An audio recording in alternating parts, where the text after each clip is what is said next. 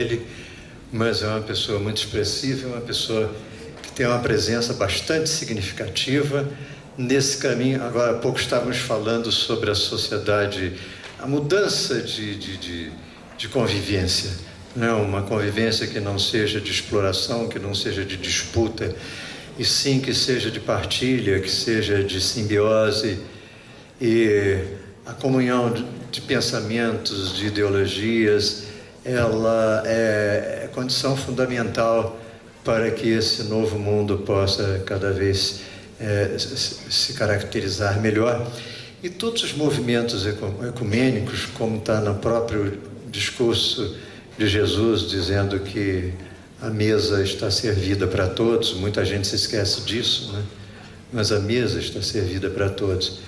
E essa pessoa que nós vamos receber hoje é um teólogo bastante atual, moderno, muito jovem.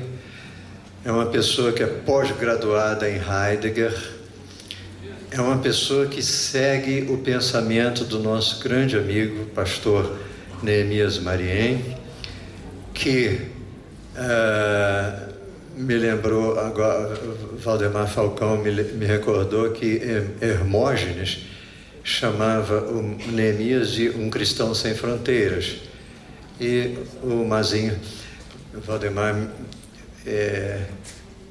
coloca também essa qualificação sobre o nosso próximo palestrante, dizendo ele realmente é um homem sem fronteiras. Nós vamos receber aqui, para falar sobre o título Neemias e o Ecumenismo, o pastor Alexandre Marques Cabral. Esse é Cabral mesmo, não é Pascoal. Faz favor, Alexandre.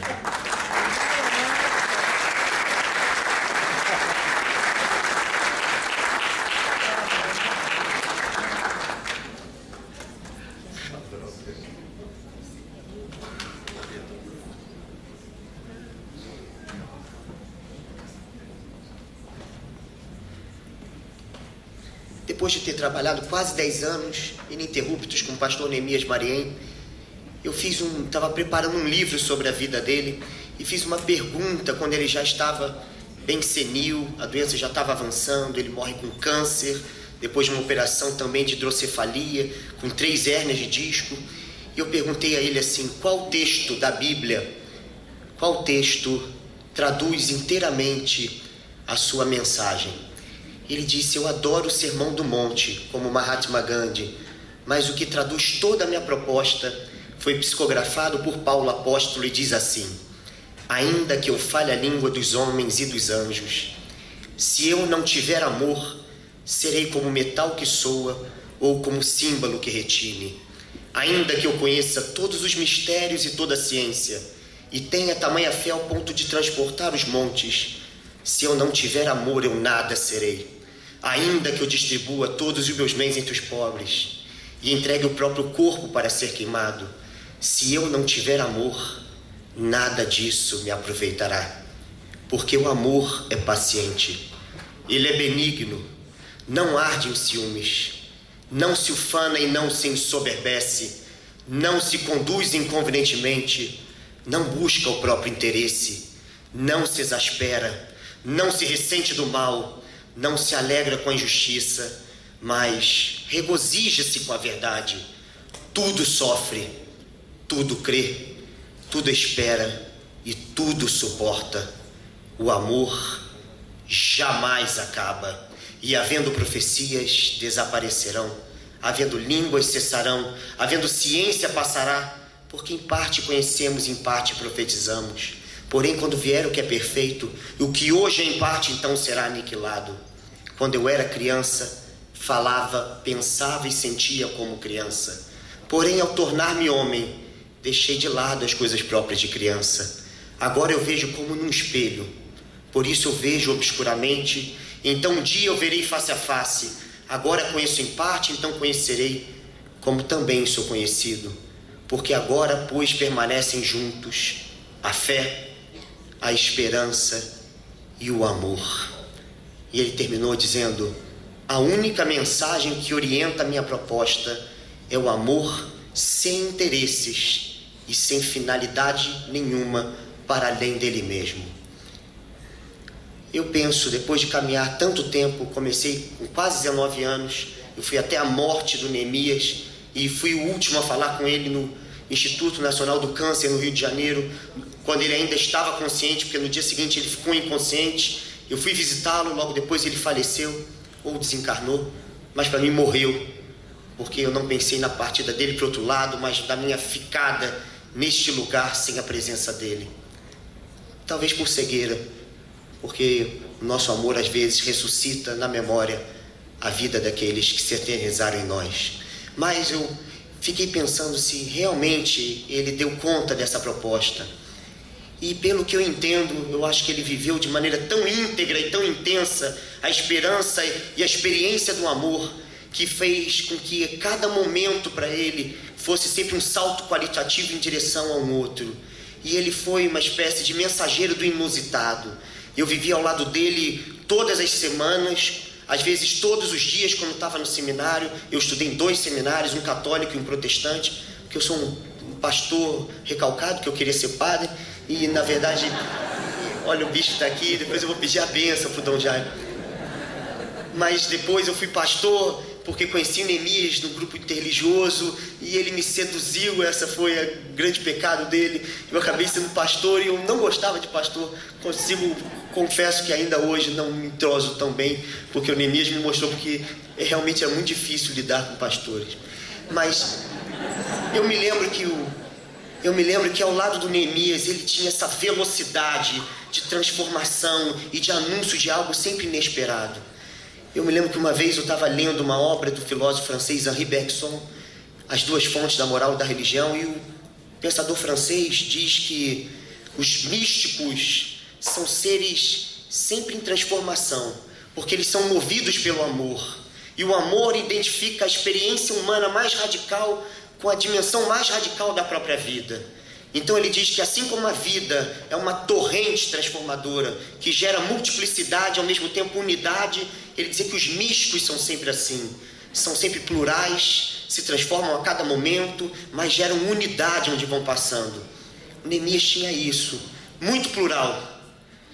Uma velocidade quase que da luz, ele ia se transformando.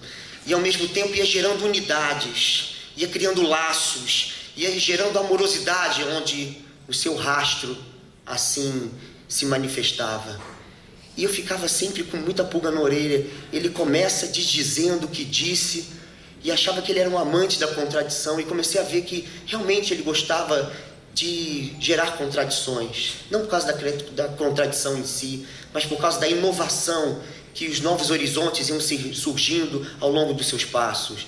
Do mesmo modo ele gostava sempre de dizer para mim que ele tinha um prazer em dizer o contrário do dito, porque ele queria ser mensageiro do inaudito. Sempre assim. Eu ficava meio enlouquecido, tinha 19 anos, e confesso que ainda hoje, quando eu penso nele, eu fico muito mais louco porque eu não acompanho os seus passos. Mas o engraçado disso tudo é que o Neemias começou com essa velocidade e ele começou a se questionar profundamente nas suas bases teológicas, na sua formação universitária, e na sua relação com o pai, que era pastor, missionário francês, e com a mãe, que era em Ambiquara, uma Índia. E depois da relação com o pai e com a mãe, ele disse que a mãe se tornou tão fechada quanto o pai, e ele tinha sempre o pai na mente. Freud explica, mas o pai na mente quando ele dialogava com novas situações, e que ele teve que, também psicanálise explica, mas que matar o pai diversas vezes para poder dizer o inusitado. Ele se forma em Campinas, não Campina Grande, mas em São Paulo, da geração de Rubem Alves. Estiveram juntos no seminário. Também da geração do amigo dele, que é meu grande amigo, mas foi colega de quarto e depois morreu ao lado dele, que é Jonas Neves Rezende, pastor Jonas Rezende. Foi aluno do grande professor e pastor presbiteriano norte-americano Richard Shaw, um dos arautos da teologia da libertação no final da década de 60, aqui no Brasil e depois no resto da América Latina.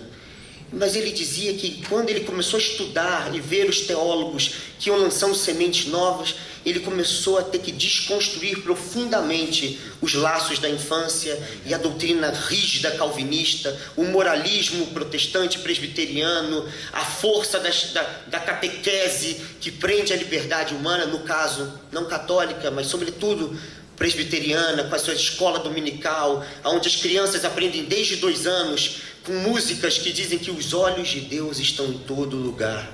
Fico imaginando, junto com o Rubem Alves, que me disse isso, eu fico imaginando se eu com 2 anos, graças a Deus eu era católico, e católicos não gostam dessa teologia terrorista da infância, mas engraçado é que eu fico pensando se realmente uma criança de 2 anos ficasse ouvindo que os olhos de Deus estão em todo lugar. Dizia, e tinha uma musiquinha que dizia, cuidado, mãozinha no que pega, cuidado, olhinho com o que vê, porque o Pai está nos céus olhando para você.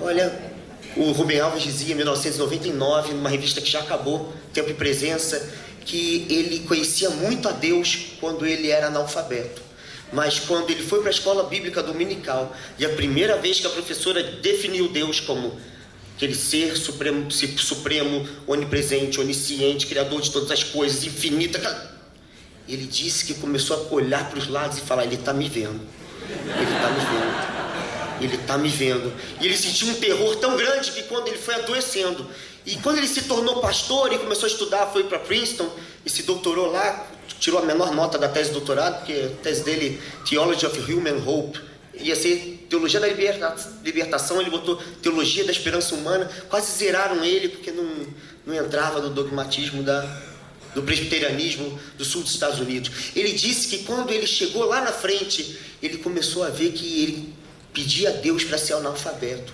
porque se ele não conhecesse o Deus que vê todas as coisas e nem soubesse a palavra Deus e fosse tão somente criança até os 5 anos, ele seria muito mais feliz, porque não saberia nada de um Deus que castiga, nem de uma vida que não vale a pena, nem de uma promessa de um céu para compensar uma terra que não vale a pena. Então ele diz assim, graças a Deus que eu vivi até 2 anos sem saber quem era esse ser, porque até lá, ignorante, eu vivia, transparente, eu chorava, com alegria eu sonhava, mas nos meus sonhos e nas minhas dores, sem saber onde estava Deus, nem que Ele me olhava, eu vivia tão plenamente que conhecia o Deus oculto que quando se me foi revelado, já tinha me amaldiçoado. Eu acho que o Neemias Mariem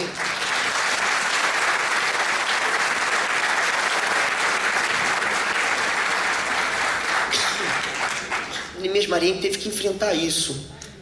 E foi negando o pai, foi negando a mãe, foi negando a teologia escolástica, não da Idade Média, mas o escolasticismo de João Calvino, de John Knox, que são os pais do presbiterianismo. E ele disse que ele foi para Casa Branca, na terra do pastor Jonas Rezende, foi pastor da família do Jonas, e que ele começou a se deparar com algumas situações que não estavam nos textos dogmáticos. Primeiro, o que fazer com uma mãe solteira? Ela é perigosa, né? Mãe solteira. Algumas não foram abençoadas por Deus, tem o sacramento, aquela coisa pesada, e a igreja acusava, e tinha até reunião para que os membros votassem se as mães solteiras seriam mandadas embora em julho ou em dezembro, porque tinha que fechar o semestre, né? Então, e ele disse, e agora, o que eu faço com a mãe solteira? Não, ele falou assim, vou fingir que não são, e deixava lá. Depois ele começou a lidar com pobres. Os presbiterianos nos Estados Unidos, você sabe que são, né, alguns dividem os Estados Unidos em 3 grupos: os batistas, os metodistas e os presbiterianos. No Brasil a gente repetiu isso. Tem um povo mais simples, batista. Um povo mais ou menos, classe média, metodista. Olha, eu dou aula num lugar metodista no Rio, se eu me ouvirem, já me mandaram embora uma vez, vão me mandar de novo. Mas depois os presbiterianos são senadores, são políticos, são militares. No Brasil houve isso com a chegada do presbiterianismo em 1859, com Ashbel Green Simonton. Eles repetiram aquela cascata aquela hierarquia, aquela cascata social americana. Ora, aí lá na igreja Neemias tinha mesmo com formato. Então entravam pobres, e o que o Neemias fazia? Ele gostava de doar roupas para que os outros pensassem que eles não eram pobres e a gente continuasse na igreja.